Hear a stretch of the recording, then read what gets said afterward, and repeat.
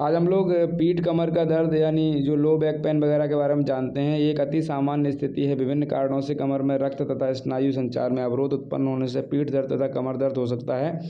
अधिकांश केसों में कमर का दर्द त्वचा के नीचे तंतु ऊतकों या कटी क्षेत्र के प्रावरणी में तंतु शोथ होने के कारण होती है, लेकिन इनके अन्य कारण भी होते हैं। भारत में कमर दर्द के प्रमुख कारण में तंतु शोथ, अंतरकेशिका डिस्क का हर्निया, अस्थि सुसरता, अस्थि संधि शोथ और कशेरुका यक्ष्मा के नाम उल्लेखनीय है। महिलाओं में गर्भावस्था के दौरान कमर के दर्द का सबसे प्रमुख कारण अस्थि सुसरता होती है। बुढ़ापे में कशेरुका संधियों का अस्थि संधि शोथ सबसे प्रमुख कारण होता है। बच्चों में या किशोरावस्था में कशेरुका यक्ष्मा के विषय में सोचना चाहिए। तंतु शोथ होने के प्रमुख लक्षण होते हैं कि कटी प्रदेश में दर्द होता है, अकड़न होती है, ज़्यादा रीढ़ में को घुमाने, झुकाने, ऐंठन या ठंड लगने, आर्द्र मौसम में या मानसिक तनाव के बाद बढ़ जाता है। अकड़न सबसे ज़्यादा सुबह के बिस्तर से उठने पर होती है। स्थिति या तो स्वतः ठीक हो जाती है या पुनरावृत्ति होती है या स्थायी तौर पर ठहर जाती है, लेकिन गतिशीलता में कोई बाधा नहीं आती है, ना ही कोई असमर्थता होती है या दैहिक स्वास्थ्य में कोई गिरावट आती है। एक्सरे चित्र में कोई दोष नहीं दिखाई देता है। कमर दर्द या पीठ दर्द होने पर बार बार एक्सरे, एमआरआई या कैट परीक्षण कराना हानिकारक तथा मूर्खतापूर्ण रहता है एक तरीके से। तो इतना हम लोगों ने जाना है। इसके जो ड्रग्स वगैरह भी हैं डॉक्टर्स के प्रिस्क्रिप्शन के बेसिस पर ही लेने चाहिए।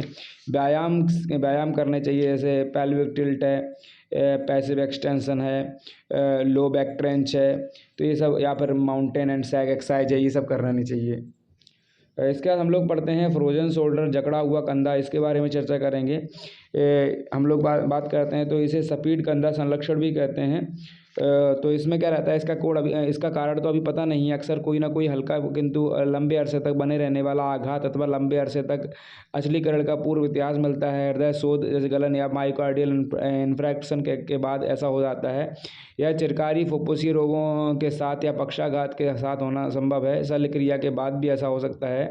यह रोग अधिकतर 40 वर्ष की आयु के बाद होता है तथा महिलाओं में अधिक होता है। इस रोग में कंधे पर बड़े जोड़ों का दर्द रहता है और अंगुलियों के पोरों तक प्रसारित होता है। ऐसा दर्द रात में अधिक होता है, जिसके कारण नींद नहीं आती है। अकड़न दिनों दिन बढ़ती चली जाती है और कंधे की गतिशीलता सीमित हो जाती है, विशेषकर बाहों को बाहर और अंदर की तरफ मोड़ने में। आसपास की पेशियों में परिगलन होने लगता है। एक्सरे करने पर वसा तथा कंडराओं में कैल्सी भवन देखा जा सकता है। संबंधित अस्थियों में अस्थि सुविरता पाई जाती है। उपचारक दर्द निवारक औषधियाँ तथा भौतिक चिकित्सा फिजियोथेरेपी द्वारा किया जाता है। रोगी के हाथ पैर उठाने तथा उसे चलाने का प्रयास करना चाहिए। स्थानीय सेंक देनी चाहिए। उसे किया जाता है। चिरकारी केसेस जैसे क्रॉनिक केसेस में जिनके कंधों में काफ़ी जकड़ गया हो, अति संधि इंजेक्शन द्वारा स्थानीय कार्टिसोन देना आवश्यक होता है। तो हम लोगों ने ये सब जान लिया, हम लोगों ने इन सब के बारे में जाना। इसके अलावा दवाइयाँ वगैरह जो डॉक्टर्स के प्रिस्क्रिप्शन के बेसिस पर ही दी जाती हैं, जैसे हो गया सुपरफ्लैक्स वगैरह हैं, कार्टिजोन ऑइंटमेंट हैं, डॉक्टर्स के प्रिस्क्रिप्शन के बेसिस पर ही दी जाती हैं। इसके बाद हम लोग तंत्रिका संस्थान के रोगों के बारे में चर्चा करेंगे। Disease of the nervous system, जिसमें पहला टॉपिक कवर करेंगे सिर दर्द यानी हेडेक कवर करेंगे। हेडेक के बाद हम लोग इसमें इसका जो अगला रोग होगा आधा सीसी यानी आधे सिर का दर्द होता है, माइग्रेन कहते हैं उसे उसके बारे में समझेंगे। मिर्गी के बारे में जानेंगे, दौरे पड़ना वगैरह।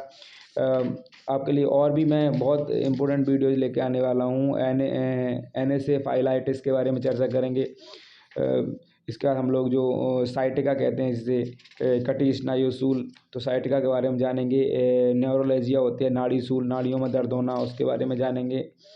और जो नाड़ी प्रदाह रहता है, जिसे न्यूराइटिस कहते हैं, नाड़ी शोथ या नाड़ी प्रदाह कहें उसे, उसके बारे में चर्चा करेंगे।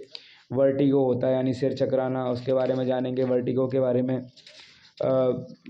उसके बाद हम लोग जो अर्धांग पक्षाघात होता है, फालिज कहते हैं, इसे हेमीप्लेजिया कहते हैं, तो उसके बारे में चर्चा करेंगे। निद्रा नाश जो होती है कि नींद वगैरह, अनिद्रा यानी स्लीपलेसनेस और इंसोम्निया करके बोलते हैं, उसके बारे में चर्चा करेंगे।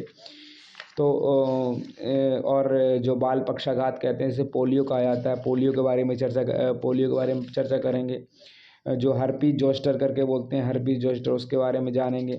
तो इतने सारे रोगों के बारे में चर्चा करेंगे हम लोग। जो नर्वस सिस्टम से रिलेटेड जितने भी रोग होते हैं उनके बारे में चर्चा करेंगे। तो इसलिए चैनल को सब्सक्राइब कर लीजिए और वीडियो को लाइक कीजिए, शेयर कीजिए, ताकि हौसला बढ़े। धन्यवाद।